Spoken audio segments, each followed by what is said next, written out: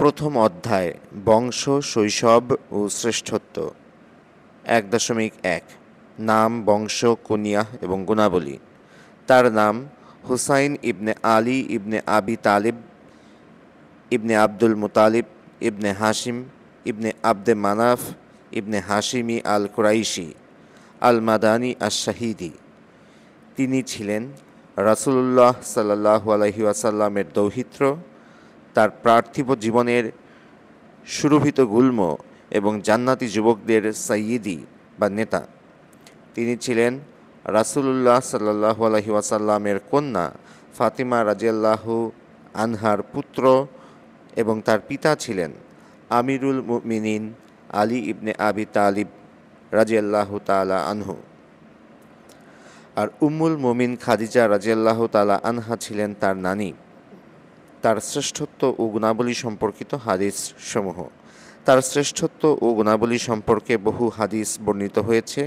তন্মধ্যে রয়েছে আবু হুরায়রা রাদিয়াল্লাহু তাআলা আনহু থেকে বর্ণিত, রাসূলুল্লাহ সাল্লাল্লাহু আলাইহি ওয়াসাল্লাম বলেছেন যে হাসান ও হুসাইনকে ভালোবাসে সে আমাকে ভালোবাসে, আর যে তাদের ঘৃণা করে সে আমাকে ঘৃণা করে। আবদুল্লাহ ইবনে মাসউদ রাদিয়াল্লাহু তাআলা আনহু বলেন, নবী সাল্লাল্লাহু আলাইহি ওয়াসাল্লাম নামাজ আদায়রত থাকাকালে হাসান ও হুসাইন তার পিঠে ওঠার চেষ্টা করতেন। লোকেরা তাদের থামাতে চাইলে তিনি বলতেন, ওদেরকে ওদের মতো থাকতে দাও, আমার পিতামাতা ওদের জন্য কুরবান হোক।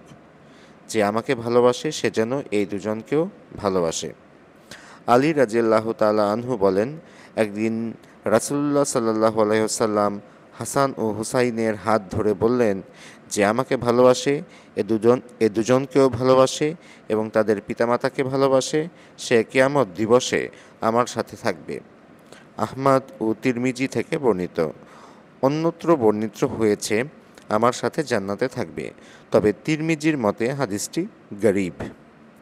ইয়ালা ইবনে মুররাহ বলেন, একবার হাসান ও হুসাইন রাদিয়াল্লাহু তাআলা আনহু রাসূলুল্লাহ সাল্লাল্লাহু আলাইহি ওয়াসাল্লামের দিকে দৌড়ে এলো এবং তাদের একজন অপরজনের আগে পৌঁছল।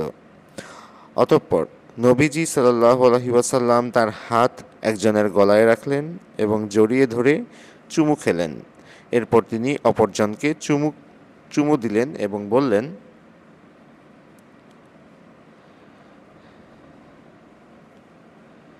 আমি ওদের ভালোবাসি, সুতরাং তোমরাও ওদের ভালোবাসো।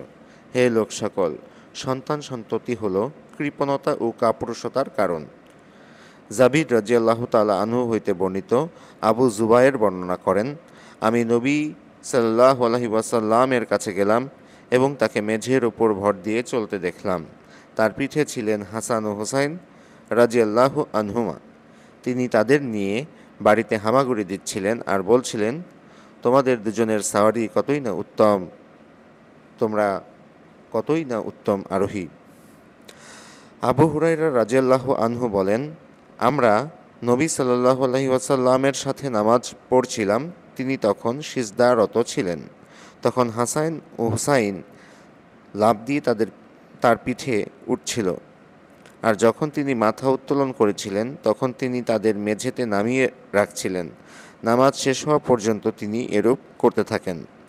ইবনে বুরাইদা তার পিতা থেকে বর্ণনা করেছেন, একবার রাসূলুল্লাহ সাল্লাল্লাহু আলাইহি ওয়াসাল্লাম আমাদের সামনে খুতবা প্রদান করছিলেন। এমন সময় হাসান ও হুসাইন লাল রঙের জামা পরে হোঁচট খেতে খেতে এলো। রাসূলুল্লাহ সাল্লাল্লাহু আলাইহি ওয়াসাল্লাম মিম্বর থেকে নেমে এসে তাদের কোলে তুলে নিয়ে বললেন, আল্লাহ সত্যই বলেছেন, তোমাদের ধন সম্পদ ও সন্তান সন্ততি তো কেবল পরীক্ষা স্বরূপ। সূরা তাগাবুন ৬৪-১৫। আমি এই দুজনকে হাঁটতে এবং হোঁচট খেতে দেখলাম এবং আমি তা সহ্য করতে পারলাম না, তাই আমি কথা বলা বন্ধ করে তাদের তুলে নিলাম। মুসনাদে আহমাদে ইয়ালা আল আমিরি রাদিয়াল্লাহু আনহু থেকে বর্ণিত, তিনি একদিন রাসূলুল্লাহ সাল্লাল্লাহু আলাইহি ওয়াসাল্লামের সাথে দাওয়াত খেতে যাচ্ছিলেন। তিনি বললেন, রাসূলুল্লাহ সাল্লাল্লাহু আলাইহি ওয়াসাল্লাম সম্প্রদায়ের সামনে দৃষ্টান্ত পেশ করতে চাইলেন, আর হুসাইন ছেলেদের সাথে খেলাধুলা করছিলেন। রাসূলুল্লাহ সাল্লাল্লাহু আলাইহি ওয়াসাল্লাম তাকে সাথে নিতে চাইলেন, কিন্তু ছোট্ট হুসাইন এদিক ওদিক ছোটাছুটি করতে লাগলো। নবী সাল্লাল্লাহু আলাইহি ওয়াসাল্লাম যতক্ষণ না তাকে ধরতে পারলেন ততক্ষণ হাসতে থাকলেন। অতঃপর তিনি তার এক হাত হুসাইনের ঘাড়ের নিচে আর এক হাত থুতনির নিচে রাখলেন। এরপর তাকে চুমু দিলেন আর বললেন, হুসাইন আমার থেকে এবং আমি হুসাইনের থেকে। হে আল্লাহ, যে হুসাইনকে ভালোবাসে তুমি তাকে ভালোবাসো। হুসাইন আমার দৌহিত্রদের মধ্যে একজন। এ বর্ণনা থেকে হুসাইন রাদিয়াল্লাহু আনহুর মানাকিব সুস্পষ্ট হয়। এখানে নবী সাল্লাল্লাহু আলাইহি ওয়াসাল্লাম জনসাধারণকে হুসাইনকে ভালোবাসার তাগিদ দিয়েছিলেন, যেন তিনি উহির আলো দ্বারা জানতেন হুসাইন ও তার সম্প্রদায়ের মাঝে কী ঘটবে। তাই তিনি বিশেষভাবে তার কথা বলেছেন, তার নাম উল্লেখ করেছেন এবং তাকে ভালোবাসার বাধ্যবাধকতা এবং তার বিরুদ্ধাচারণ এবং তার বিরুদ্ধে লড়াই করার নিষেধাজ্ঞা নিশ্চিত করেছেন। এর সমর্থনে তিনি বলেন যে হুসাইনকে ভালোবাসে আল্লাহ তাকে ভালোবাসেন, কেননা তার হুসাইনের প্রতি ভালোবাসা আল্লাহ রাসূলুল্লাহ সাল্লাল্লাহু আলাইহি সাল্লামকে ভালোবাসার প্রতি ধাবিত করে, আর রাসূলুল্লাহ সাল্লাল্লাহু আলাইহি সাল্লামের প্রতি ভালোবাসা তাকে আল্লাহর ভালোবাসার পথে নিয়ে যায়। সহিহ বুখারীতে আনাস ইবনে মালিক রাদিয়াল্লাহু আনহু হতে বর্ণিত, তিনি বলেন, উবাইদুল্লাহ ইবনে জিয়াদের কাছে হুসাইনের কর্তিত মাথা নিয়ে আসা হলো এবং একটি পাত্রে রাখা হলো। তিনি একটি দণ্ড দিয়ে তার হুসাইনের মাথা খোঁচাতে থাকলেন এবং তার সৌন্দর্য সম্পর্কে কটূক্তি করলেন। তখন আনাস রাদিয়াল্লাহু আনহু বললেন, সকলের মাঝে তিনিই ছিলেন রাসূলুল্লাহ সাল্লাল্লাহু আলাইহি ওয়াসাল্লামের সাথে সর্বাধিক সাদৃশ্যপূর্ণ, আর তার চুল ও দাড়িতে ওয়াসামা লাগানো ছিল। অপর বর্ণনায় আনাস রাদিয়াল্লাহু আনহু হতে বর্ণিত, উবাইদুল্লাহ ইবনে জিয়াদের কাছে হুসাইনের মাথা নিয়ে আসা হলে তিনি একটি দণ্ড দিয়ে তার দাঁত খুঁচিয়ে তার আকৃতি সম্পর্কে কৌতুক করতে লাগলেন। আমার ধারণা তিনি বলেছিলেন সুন্দর। আমি বললাম, আল্লাহর কসম, আপনি তাকে মন্দ বলছেন, অথচ আমি রাসূলুল্লাহ সাল্লাল্লাহু আলাইহি ওয়াসাল্লামকে এ কর্তৃত স্থানে চুমু খেতে দেখেছি। একথা শোনা মাত্র তিনি যা করছিলেন তা বন্ধ করে দিলেন। সালামা ইবনুল আকওয়া বলেন, হাসান ও হুসাইনের আকৃতি আমার কাছে নবী সাল্লাল্লাহু আলাইহি ওয়াসাল্লামের সাথে অধিক সাদৃশ্যপূর্ণ মনে হতো। তাই সন্দেহের প্রাবল্যে আমি একদিন নবী সাল্লাল্লাহু আলাইহি ওয়াসাল্লামের ঘরে প্রবেশ করলাম। আমি তখন দেখতে পেলাম হাসানের সাদৃশ্য ছিল নবীজির উপরের অংশের সাথে আর নবীজির নিম্নাংশের সাথে হুসাইনের সাদৃশ্য। জন্ম, নাম ও উপাধি এবং নবজাতকের নামকরণে নববী পদ্ধতি। বিশুদ্ধ মতে চতুর্থ হিজরির শাবান মাসে হুসাইনের জন্ম। কেউ কেউ ভিন্ন মত ব্যক্ত করেছেন। লাইস ইবনে সাদ বলেন, নবী তনয়া ফাতিমা রাদিয়াল্লাহু আনহার গর্ভে তৃতীয় হিজরির রমজান মাসে হাসান এবং চতুর্থ হিজরির শাবান মাসের কয়েক রাত্রি অতিক্রান্ত হওয়ার পর হুসাইন জন্মগ্রহণ করেন। আলী ইবনে আবি তালিব রাদিয়াল্লাহু আনহু বলেছেন, যখন হাসানের জন্ম হলো তখন আমি তার নাম রাখলাম হারব, অর্থাৎ যুদ্ধ। নবী সাল্লাল্লাহু আলাইহি ওয়াসাল্লাম এসে বললেন, আমাকে আমার পুত্রের চেহারা দেখাও, তুমি তার কি নাম রেখেছ? আমরা প্রত্যুত্তরে বললাম, হারব। তিনি বললেন, না, সে হলো হাসান। যখন হুসাইন জন্মগ্রহণ করল আমি তার নাম রাখলাম হারব।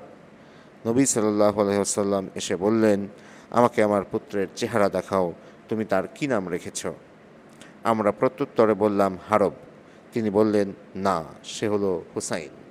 আমার তৃতীয় সন্তানের জন্ম হলে আমি তার নাম রাখলাম হারব, কিন্তু নবী সাল্লাল্লাহু আলাইহি ওয়াসাল্লাম বললেন, বরং সে হলো মুহাসিন। এরপর তিনি বললেন, আমি হারুনের সন্তানদের মতোই ওদের নাম রেখেছি সাব্বার, শিব্বির ও মুসাব্বির।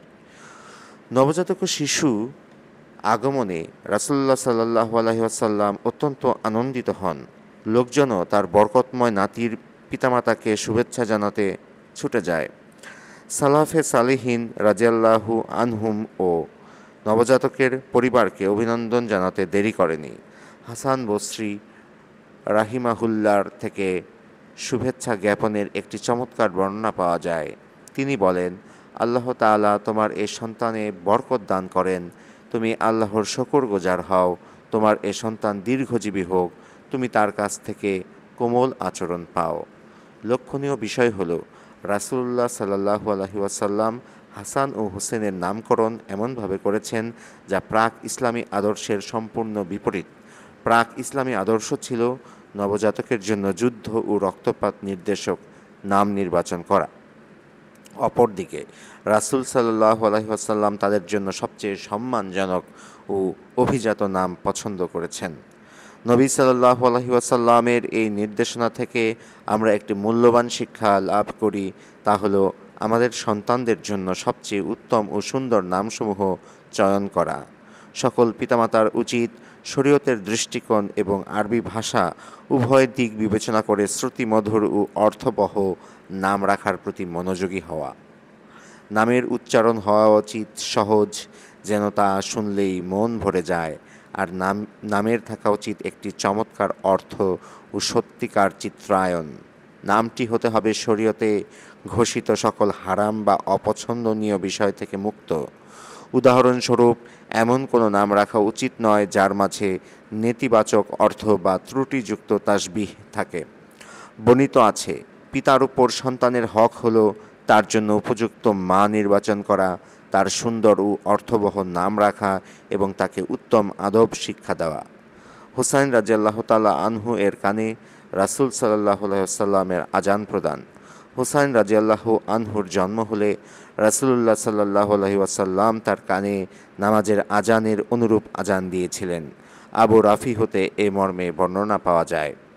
কানে আজান দেওয়ার হিকমা ও প্রজ্ঞা সম্পর্কে দেহলবী রহিমাহুল্লাহর মতামত, আজান ইসলামের নিদর্শন, দ্বীন ইসলামের বৈশিষ্ট্যসমূহের ঝান্ডা।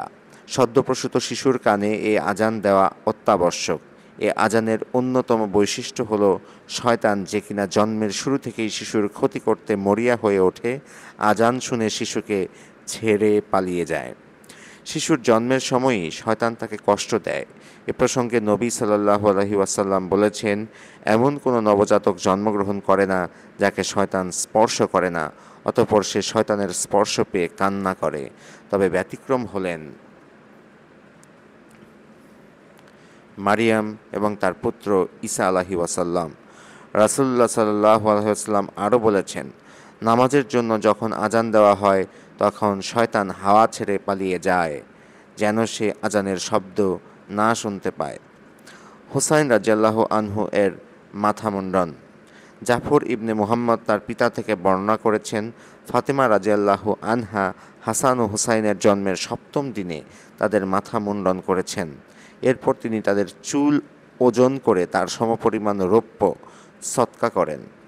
সনদের বিচারে এ বিষয়ে বর্ণিত হাদিসসমূহ সহিহ প্রমাণিত হয়। শায়খ দেহলভী রহিমাহুল্লাহ হাদিসটির ব্যাখ্যায় বলেন, রৌপ্য সদকা করার কারণ হলো মাতৃগর্ভ থেকে শিশুর বাহিরে দুনিয়ায় পদার্পণ হচ্ছে নিয়ামত স্বরূপ, আর নিয়ামতের শুকরিয়া আদায় করা অত্যাবশ্যক। শুকরিয়া আদায়ের সবচেয়ে উত্তম পদ্ধতি হলো তার বিনিময় প্রদান করা।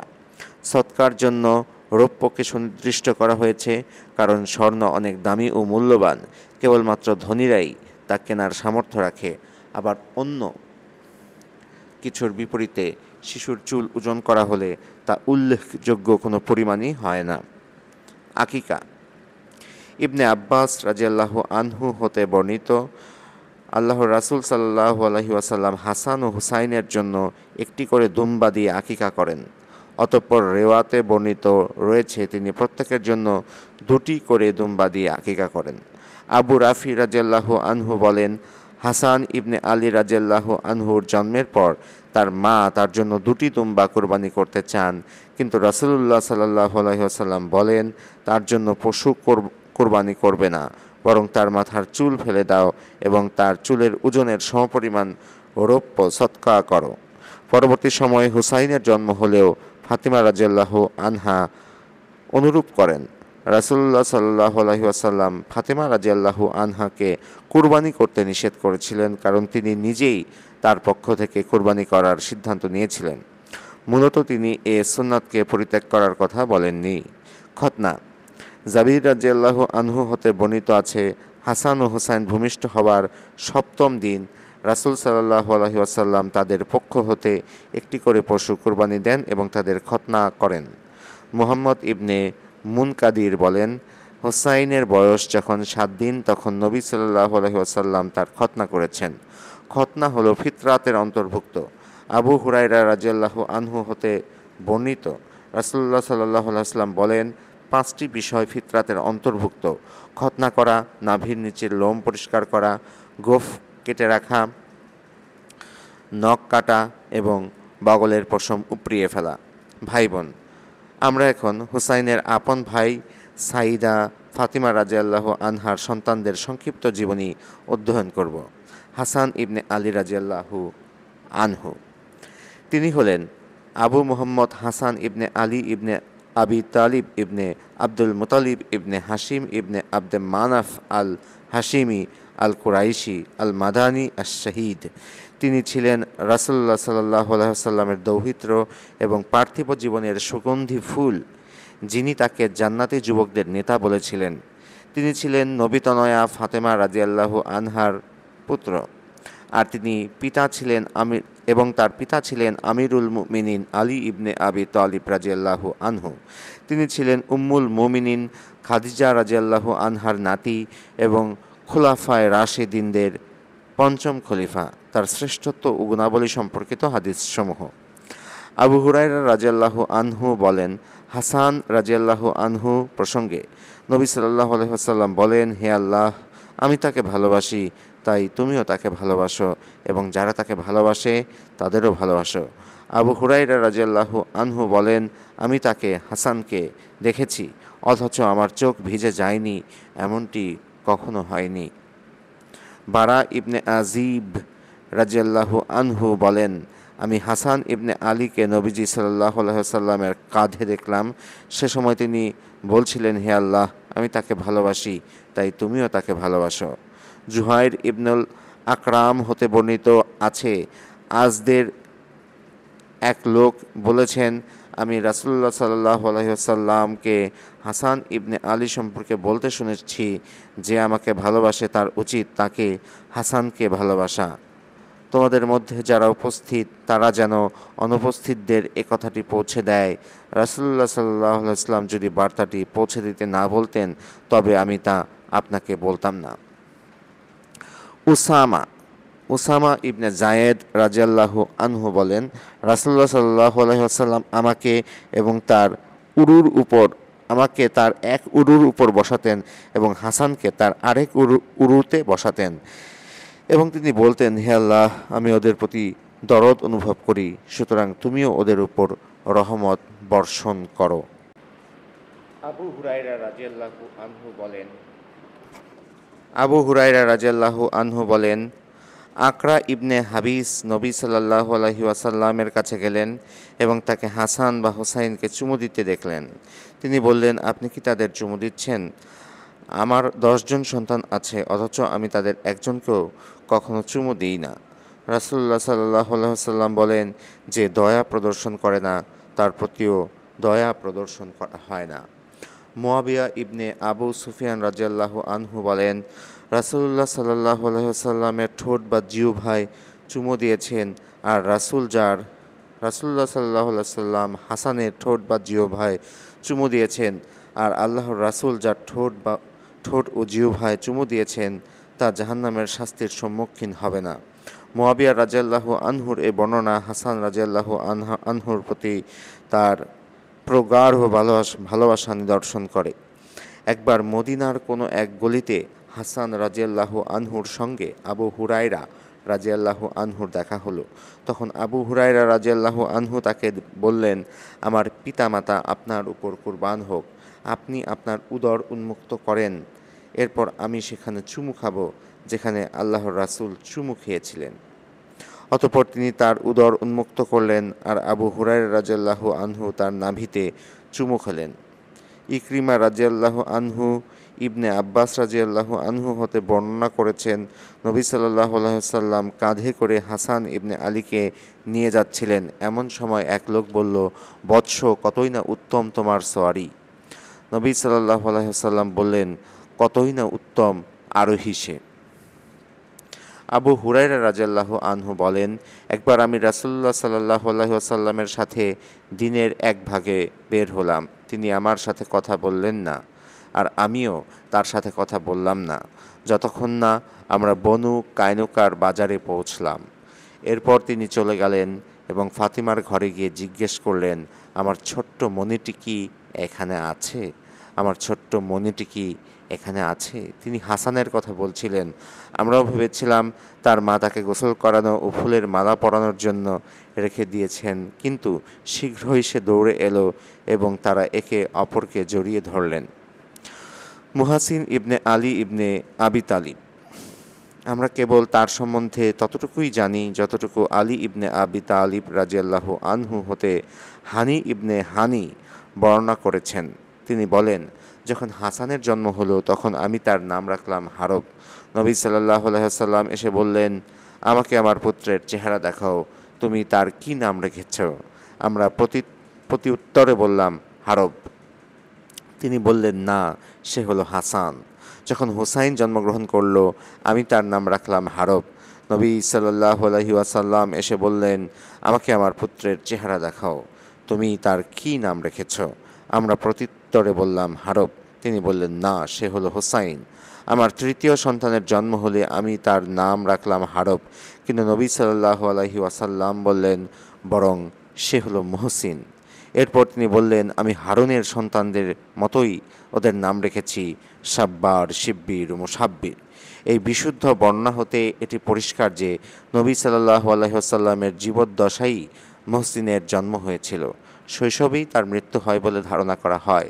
এটি স্পষ্টভাবেই উগ্রপন্থী ও মিথ্যাবাদীদের কতিপয় বর্ণনাকে প্রত্যাখ্যান করে, যেখানে অভিযোগ করা হয় ফাতিমা রাদিয়াল্লাহু আনহার গর্ভে মুহসিন থাকার সময় উমর রাদিয়াল্লাহু আনহু তাকে আঘাত করেন, ফলে তার গর্ভপাত হয়।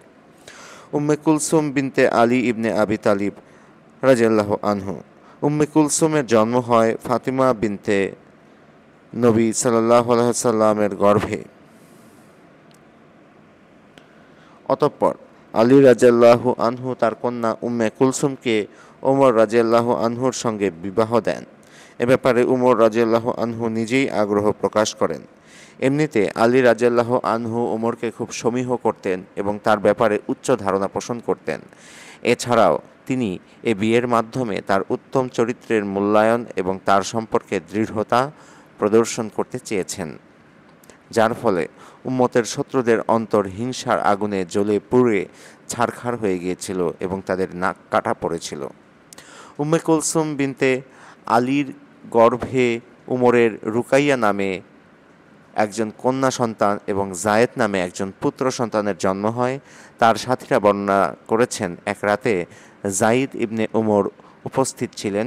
বানু আদি ইবনে কাব গোত্রের লোকদের মাঝে হঠাৎই লড়াই শুরু হয়।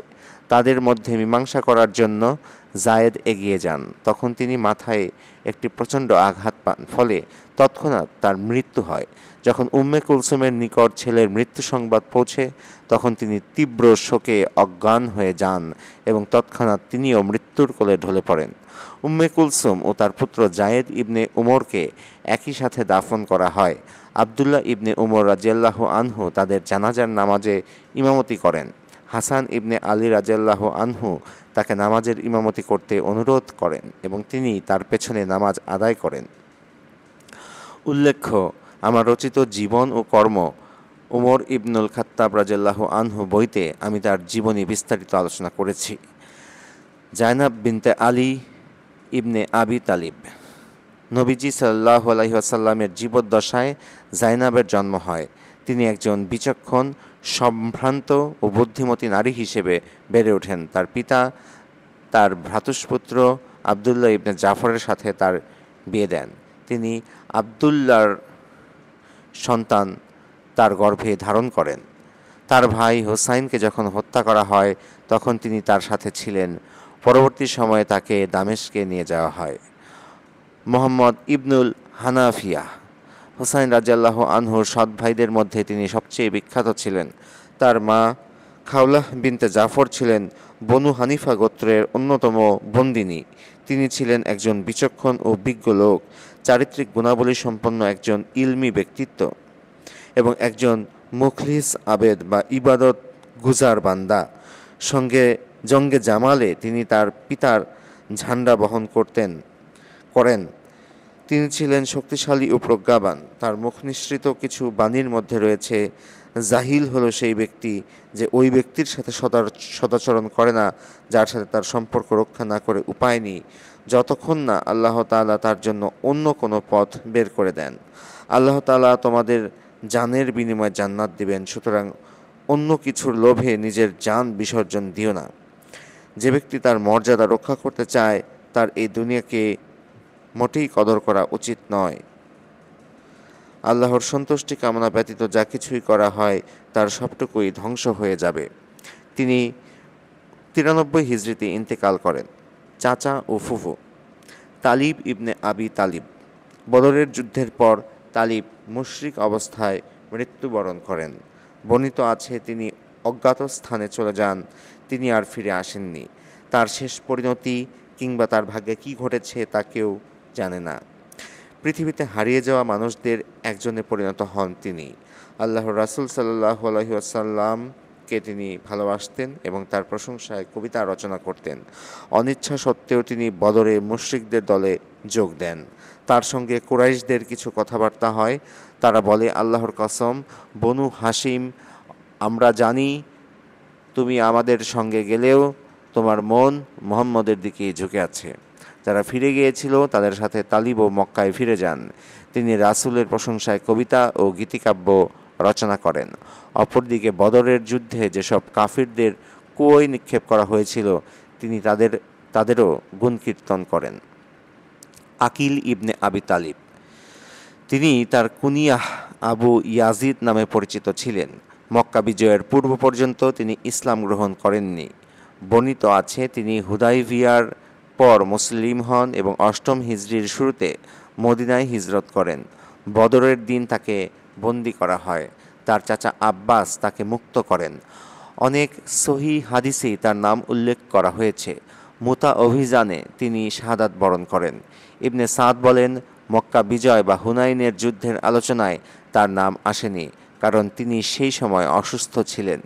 যদিও জুবায়ের ইবনে বাক্কার তার বর্ণনা পরম্পরা হাসান ইবনে আলী রাদিয়াল্লাহু আনহু পর্যন্ত পৌঁছে বলেন, হুসাইনের যুদ্ধে আকিল বলিষ্ঠভাবেই লড়াই করেন এবং মুয়াবিয়া রাদিয়াল্লাহু আনহুর খেলাফতকালে তিনি মারা যান। তারিখ আল বুখারী আল আজকার গ্রন্থে সহিহ সনদে উল্লেখ আছে তিনি ইয়াজিদের খেলাফতকালের প্রারম্ভে এবং হাডরাহর যুদ্ধের পূর্বে ইন্তেকাল করেন।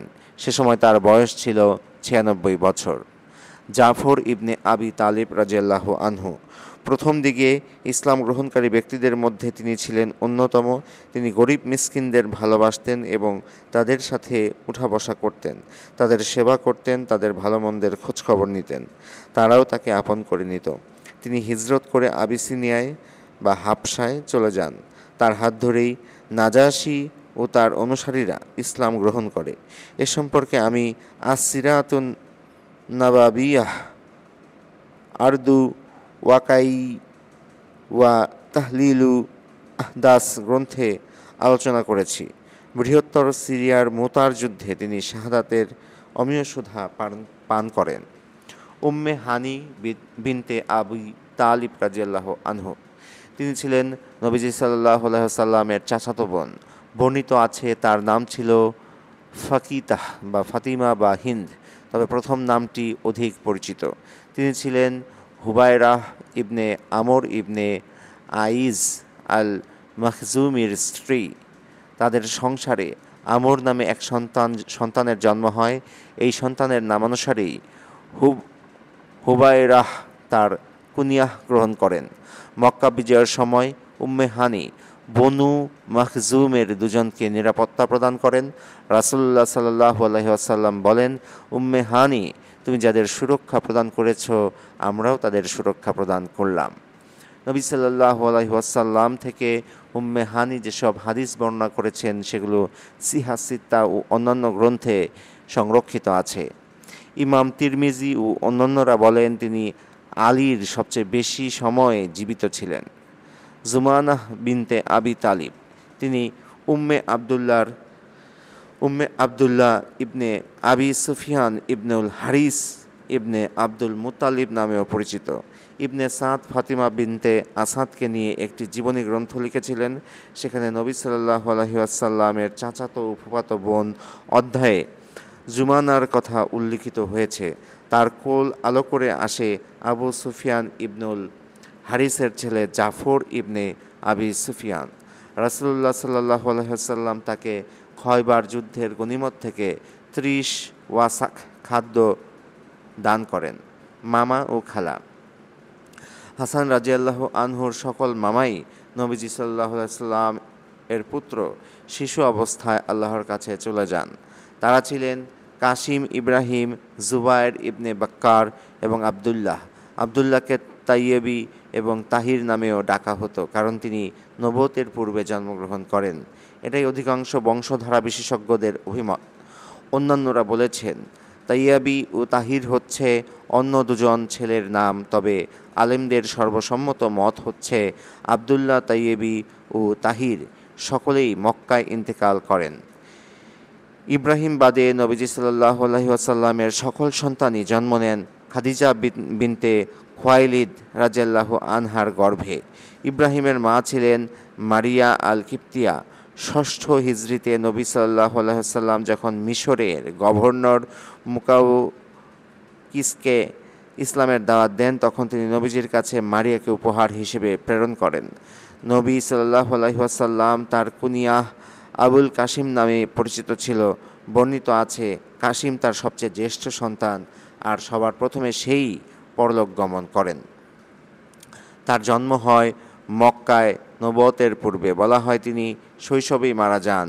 অন্যান্য বর্ণনায় আছে তার বিচার বুদ্ধি হওয়ার সময় পর্যন্ত তিনি জীবিত ছিলেন, অথবা তিনি এমন বয়সে উপনীত হন যখন তিনি হাঁটতে শুরু করেন বা কোনো বাহনে সওয়ার হতে পারতেন। হাসানের খালারা হলেন জাইনাব, রুকাইয়া এবং উম্মে কুলসুম রাদিয়াল্লাহু আনহুমা। জাইনাব রাদিয়াল্লাহু আনহা হাসানের খালাদের মধ্যে তিনিই সবচেয়ে বড়। আল্লাহর রাসূল সাল্লাল্লাহু আলাইহি ওয়াসাল্লাম তাকে খুবই ভালোবাসতেন। নবীজি সাল্লাল্লাহু আলাইহি ওয়াসাল্লামের কন্যাদের মধ্যে সর্বপ্রথম তার বিয়ে হয়। বর্ণিত আছে আয়েশা রাদিয়াল্লাহু আনহা বলেন, তৎকালীন সময়ে আবুল আস ইবনে রবি ছিলেন অর্থ সম্পদ, ব্যবসা বাণিজ্য ও সততার দিক থেকে মক্কার অন্যতম বিশিষ্ট ব্যক্তি। তিনি ছিলেন খাদিজার আপন বোন হালা বিনতে খুয়াইলিদের সন্তান। খাদিজা রাদিয়াল্লাহু আনহা তার সাথে জয়নবের বিবাহের প্রস্তাব দেন। রাসূলুল্লাহ সাল্লাল্লাহু আলাইহি ওয়াসাল্লাম তার ইচ্ছের বিরোধিতা করেননি। এটা ছিল ওহী নাজিলের পূর্বকার ঘটনা। খাদিজা রাদিয়াল্লাহু আনহা আবুল আসকে তার নিজের সন্তানের মতোই মনে করতেন। আল্লাহ তাআলা তার নবীকে নবুয়তের মর্যাদা দিয়ে সম্মানিত করলে খাদিজা ও তার কন্যারা ইসলাম গ্রহণ করেন। রাসূলুল্লাহ সাল্লাল্লাহু আলাইহি ওয়াসাল্লাম যখন প্রকাশ্যে কুরাইশদের ইসলামের দিকে আহ্বান করেন, তখন তারা আবুল আস ইবনে রাবির কাছে গিয়ে বলেন, তুমি মুহাম্মদের কাছ থেকে তার বোঝা অর্থাৎ তার মেয়ে জয়নব নিয়ে নিয়েছ। তাকে তার মেয়ে ফিরিয়ে দাও, যেন সে তার কন্যাদের নিয়ে ব্যস্ত থাকে। তারা আবুল আস ইবনে রাবিকে আরও বলেন, তোমার স্ত্রীকে তালাক দাও। কুরাইশদের মধ্যে তুমি যেই মেয়েকে চাও আমরা তার সাথেই তোমার বিয়ে দেব। তিনি জবাব দেন, আল্লাহর কসম, আমি আমার স্ত্রীকে তালাক দেব না। আমার স্ত্রীর পরিবর্তে আমি কুরাইশের অন্য কোনো নারীকে চাই না। রাসূলুল্লাহ সাল্লাল্লাহু আলাইহি ওয়াসাল্লাম তার জামাইয়ের প্রশংসা করতেন। বর্ণিত আছে শামে বাণিজ্যিক সফরে থাকাকালে জয়নবের কথা স্মরণ করে তিনি বলেন, আমার শয্যাশায়ী অবস্থাতেও যখন হয় জয়নবের আলোচনা, আমি বলি সে তো শরণার্থীর তৃষ্ণা নিবারণ। আল আমিনের আদরের দুলালি, আল্লাহ তাকে দান করেন উত্তম প্রতিদান। নিশ্চিতভাবেই প্রত্যেক স্বামী তার প্রশংসায় হবে পঞ্চমুখ। স্বামীর জন্য জয়নাব রাদিয়াল্লাহু আনহা এর মুক্তিপণ আদায়। আবুল আস ইবনে রবি মক্কায় থাকাকালীন সময়ে ইসলাম গ্রহণ করতে অসম্মতি জানান। জাইনাব রাদিয়াল্লাহু আনহা এ অবস্থায় তার সাথে বসবাস করতেন। ইতোমধ্যে চলে আসে বদরের যুদ্ধ। আবুল আস তখন কুরাইশ কাফেরদের সঙ্গে যুদ্ধে গমন করেন এবং যুদ্ধবন্দীদের অন্তর্ভুক্ত হন। মক্কাবাসী যখন বন্দীদের জন্য মুক্তিপণ প্রেরণ করেন, তখন জাইনাব রাদিয়াল্লাহু আনহাও আবুল আসের মুক্তিপণের একটি হার পাঠিয়ে দেন। তার গলা এবং হাড় দ্বারা অলঙ্কৃত করেই খাদিজা রাদিয়াল্লাহু আনহা তাকে আবুল আসের গৃহে প্রেরণ করেন। উম্মুল মুমিন আয়েশা রাদিয়াল্লাহু আনহা বলেন, ওটা হাড়টি দেখামাত্র রাসূলুল্লাহ সাল্লাল্লাহু আলাইহি ওয়াসাল্লামের হৃদয় ভারাক্রান্ত হয়ে ওঠে। তখন তিনি মুসলিমদের বলেন, তোমরা যদি ভালো মনে করো তবে জাইনাবের বন্দীদেরকে বিনা মুক্তিপণে ছেড়ে দাও, তার মুক্তিপণ তাকে ফিরিয়ে দাও। তখন তারা বলে, জি আল্লাহর রাসূল, এমনটি করা হোক। অতঃপর তারা তাকে ছেড়ে দিলেন এবং মুক্তিপণও ফেরত পাঠালেন। রাসূলুল্লাহ সাল্লাল্লাহু আলাইহি ওয়াসাল্লাম তার থেকে অঙ্গীকার নেন, মক্কায় পৌঁছে তিনি জয়নবকে পাঠিয়ে দিবেন। ওদিকে জয়নব রাদিয়াল্লাহু আনহা ছিলেন মক্কার নিপীড়িত নারীদের একজন, তাই রাসূলুল্লাহ সাল্লাল্লাহু আলাইহি ওয়াসাল্লাম তাকে একথা গোপন রাখতে বলেন। তিনি মক্কায় পৌঁছে তার অঙ্গীকার পূরণ করেন এবং জয়নবকে পাঠিয়ে দেন। মদিনায় আসার পর জয়নব রাদিয়াল্লাহু আনহা নিদারুণ যন্ত্রণার সম্মুখীন হন। স্বামীর ইসলাম গ্রহণ ও আমানত রক্ষা। যখন ইসলাম তাদের মধ্যে পার্থক্য করে দিল, তখন আবুল আস ইবনে রবি মক্কায় অবস্থান করতেন এবং রাসূলুল্লাহ সাল্লাল্লাহু আলাইহি ওয়াসাল্লামের সাথে মদিনায় অবস্থান করতেন জয়নব রাদিয়াল্লাহু আনহা। মক্কা বিজয়ের পূর্বে একবার ব্যবসার উদ্দেশ্যে আবুল আস সিরিয়ায় গমন করেন। তিনি ছিলেন একজন বিশ্বস্ত ও আমানতদার ব্যক্তি, সেজন্য কুরাইশবাসী তার কাছে তাদের পণ্য দিয়েছিলেন। তিনি যখন ব্যবসা শেষ করে কাফেলা নিয়ে রওনা হন, তখন রাসূলুল্লাহ সাল্লাল্লাহু আলাইহি ওয়াসাল্লাম কর্তৃক প্রেরিত এক বাহিনীর হাতে পরাজিত হলেন এবং তার সকল জিনিসপত্র রেখে পালিয়ে গেলেন। তারা যখন গনিমতের মাল নিয়ে মদিনায় ফিরে এলো, সে সময় মালামাল ফেরত নিতে আবুল আস রাতের শেষ ভাগে জাইনাবের ঘরে এসে তার কাছে আশ্রয় চাইলেন। জয়নাবও তাকে আশ্রয় দিলেন। অতঃপর রাসূলুল্লাহ সাল্লাল্লাহু আলাইহি ওয়াসাল্লাম যখন ফজরের নামাজের তাকবীর দিলেন এবং লোকজন নামাজে দাঁড়ালেন, তখন সুফফার নারীদের মধ্যে জয়নাবের চিৎকার শোনা গেল। তিনি বলেছিলেন, হে লোক সকল, তোমরা শোনো, আমি আবুল আস ইবনে রবিকে আশ্রয় দিয়েছি। রাসূলুল্লাহ সাল্লাল্লাহু আলাইহি ওয়াসাল্লাম নামাজ শেষে সালাম ফেরালেন এবং মুসল্লিদের দিকে মুখ ফিরিয়ে বললেন, আমি যা শুনতে পেয়েছি তোমরাও কি তা শুনতে পেয়েছ? তারা জবাব দিল, জি আমরাও শুনতে পেয়েছি। তখন রাসূলুল্লাহ সাল্লাল্লাহু আলাইহি ওয়াসাল্লাম বললেন, ওই সত্তার শপথ যার হাতে মুহাম্মদের প্রাণ, এ সম্পর্কে আমি কিছুই জানি না। তোমরা যা শুনেছ আমিও তাই শুনেছি। একজন সাধারণ মুসলমানও অপর একজনকে আশ্রয় দিতে পারে। একথা বলে তিনি সেখান থেকে বের হয়ে গেলেন। এরপর তিনি তার মেয়েকে গিয়ে বললেন, মা আমার, তার থাকার উত্তম ও সম্মানজনক ব্যবস্থা করো, তবে সে যেন তোমার কাছে না আসে, কারণ তুমি এখন আর তার জন্য সাজসজ্জা গ্রহণ করবে না। রাসূলুল্লাহ সাল্লাল্লাহু আলাইহি ওয়াসাল্লাম গনিমতের মালগুলো নিয়ে আসতে লোক পাঠালেন। এরপর বললেন, তোমরা জানো যে এই লোকের কাছ থেকে তোমাদের গনিমতের মালগুলো এসেছে, যেহেতু সে এখন আমাদের আশ্রয়ে, অতএব তোমরা যদি ভালো মনে করো তবে তাকে তার সম্পদ ফিরিয়ে দাও। আর যদি তোমরা অস্বীকার করো, এটি আল্লাহর পক্ষ থেকে তোমাদের ফাই যা তিনি তোমাদেরকে দিয়েছিলেন, তোমরাই এর অধিক হকদার। তারা বলল, হে আল্লাহর রাসূল, আমরা তার সম্পদ ফিরিয়ে দেব। অতঃপর তারা তাকে সবকিছু ফিরিয়ে দিলেন। এমনকি এক ব্যক্তি একটি বালতি নিয়ে এলো, আরেকজন নিয়ে এলো পানপাত্র ও বাসন।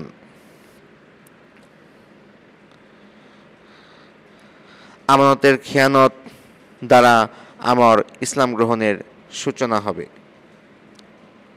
পানপাত্র বাসন যে আবুল আস ইবনে রবি সেগুলো নিয়ে মক্কায় গমন করেন। অতঃপর কুরাইশদের প্রত্যেককে যার যার পণ্য ও আমানতের মাল বুঝিয়ে দেন। এরপর ঘোষণা করেন, হে কুরাইশবাসী, তোমাদের মধ্যে এমন কেউ কি আছে আমার কাছে যার পাওনা আছে অথচ সে তা গ্রহণ করেনি? তারা বলল, না, আল্লাহ তাআলা তোমাকে উত্তম প্রতিদান দান করুন, আমরা তোমাকে বিশ্বস্ত উত্তম ব্যক্তি হিসেবে পেয়েছি। তখন তিনি বললেন, আমি সাক্ষ্য দিচ্ছি আল্লাহ ব্যতীত কোনো ইলাহ নেই। আমি আরও সাক্ষ্য দিচ্ছি মুহাম্মদ সাল্লাল্লাহু আলাইহি ওয়াসাল্লাম আল্লাহর রাসূল। আল্লাহর কসম, আমি এতদিন এই ভয়েই ইসলাম গ্রহণ করিনি যে তোমরা বলাবলি করবে আমি আমার সম্পদ খাওয়ার জন্যই এরূপ করেছি। আজ আমি তোমাদের হক আদায় করে দিচ্ছি এবং আমার দায়িত্ব থেকে অব্যাহতি নিয়েছি, তাই আমি এখন ইসলাম গ্রহণ করলাম।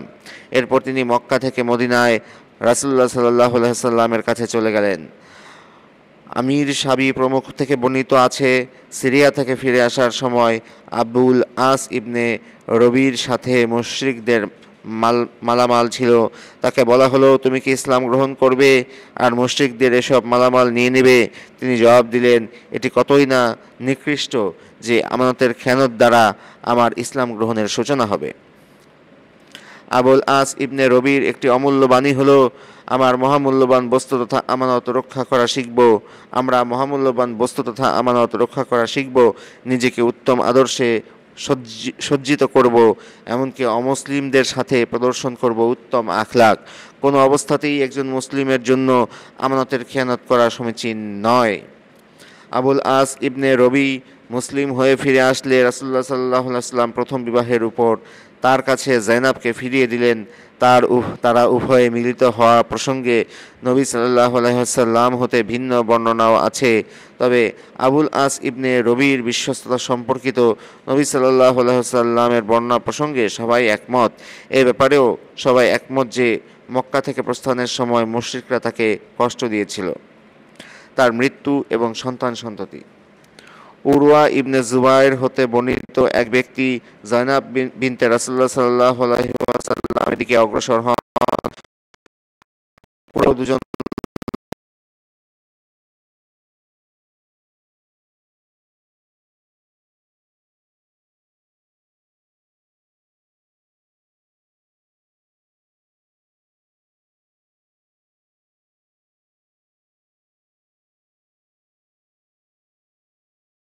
আসেন।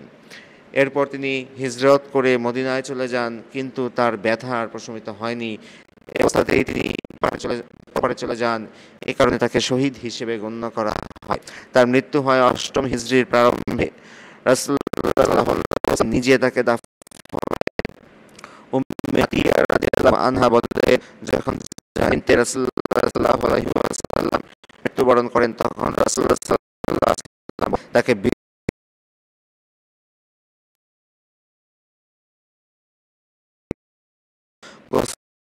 আমাকে জানিও।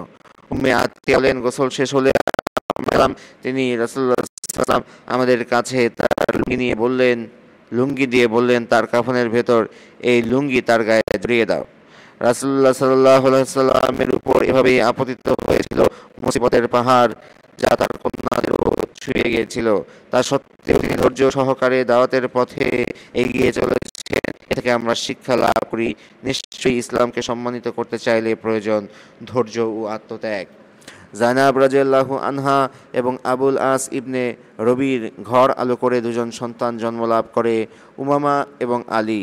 অল্প বয়সেই আলী মারা যান। বর্ণিত আছে তিনি রাসূলুল্লাহ সাল্লাল্লাহু আলাইহি ওয়াসাল্লামের জীবদ্দশায় মৃত্যুবরণ করেন। মৃত্যুর পূর্বে তিনি বালক বয়সে উপনীত হয়েছিলেন। মক্কা বিজয়ের দিন রাসূলুল্লাহ সাল্লাল্লাহু আলাইহি ওয়াসাল্লাম যখন মক্কায় প্রবেশ করেন, তখন উমামা তার পেছনে উটে সওয়ার ছিলেন।